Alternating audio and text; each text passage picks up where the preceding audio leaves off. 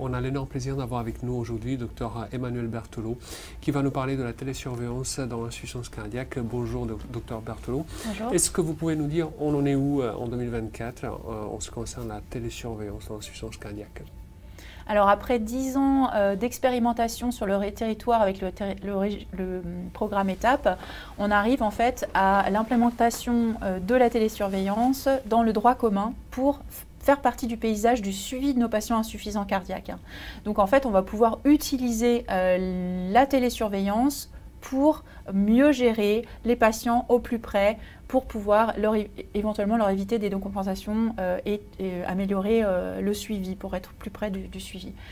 Donc ça vient en fait suite à plusieurs études qui ont montré quand même que l'implantation d'un système de télésuivi en plus des suivis classiques qui sont surveillance des symptômes, consultation, titration, permettait de réduire les hospitalisations et certainement aussi les décès pour insuffisance cardiaque, dans l'insuffisance cardiaque.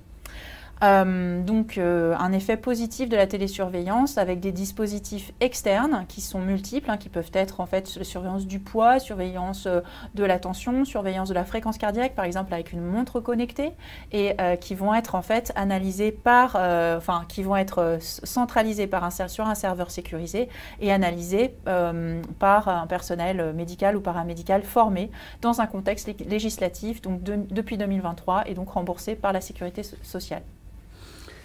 Vous avez parlé aussi de l'intelligence artificielle. Est-ce qu'il y a un rôle ou est-ce que ça peut aider ou est-ce que ça peut être intégré dans ce parcours? Alors l'intelligence artificielle, finalement, c'est un peu large. C'est pour donner en fait à la machine permettre à cet outil de générer des algorithmes pour traiter de l'information à grande échelle. Donc en fait, oui, il y a un intérêt plus précisément du machine learning dans le traitement du grand nombre de données liées au télésuivi des patients insuffisants cardiaques. Donc effectivement, quand vous allez recevoir vos alertes, par exemple, vert, orange, rouge, en fait, ça veut déjà dire qu'il y a un algorithme qui aura traité, qui aura hiérarchisé en fait les alertes pour que finalement seulement les alertes importantes puissent être traitées et prises en charge par le personnel soignant.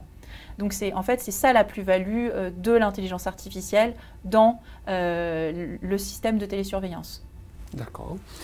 Quelles sont les difficultés actuellement, en 2024, d'avoir ce type de programme et de pouvoir suivre les patients et de continuer à les suivre au mieux possible?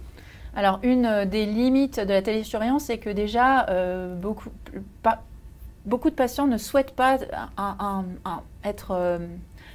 Je reprends juste cette question. Donc, une des limites de la télésurveillance, c'est que certains patients ne souhaitent pas être inclus dans un système de télésuivi parce qu'ils n'ont pas envie d'être connectés, d'avoir des questionnaires à remplir ou d'être trop suivis chez eux. Donc, il y a déjà une partie des patients qui vont être hospitalisés ou qui vont avoir une insuffisance cardiaque qui ne souhaitent pas être inclus.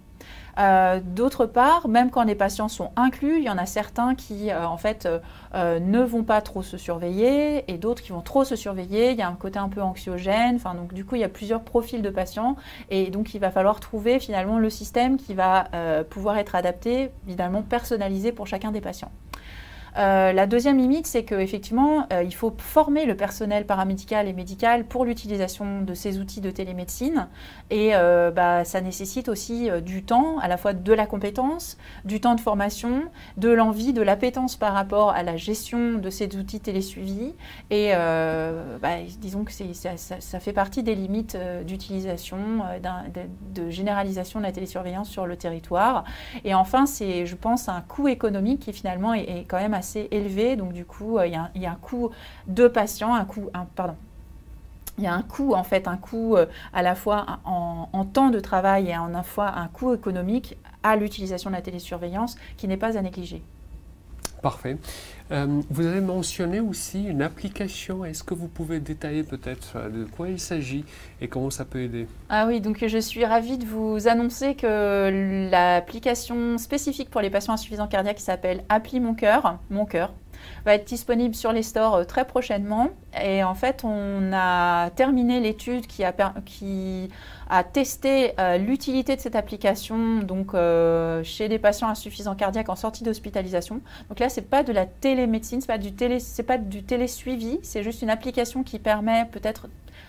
Le test, c'était de savoir est-ce que ça améliorait l'auto-soin du patient. Donc, en fait, c'est de l'e-santé.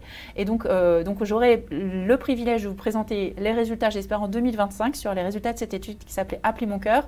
Et l'application sera disponible sur tous les stores, je l'espère, dans 1 ou 2 mois. D'accord. Comment elle s'appelle pour Mon cœur. Mon cœur. D'accord. On peut conseiller les patients de l'utiliser donc pour une meilleure adhérence aux soins ou...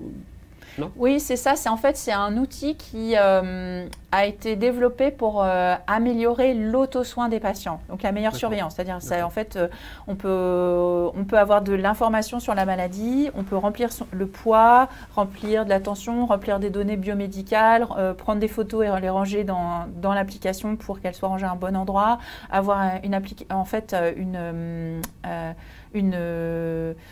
finalement une fonction pilulier pour ne pas oublier de prendre ses traitements. Enfin, il y a quelques petites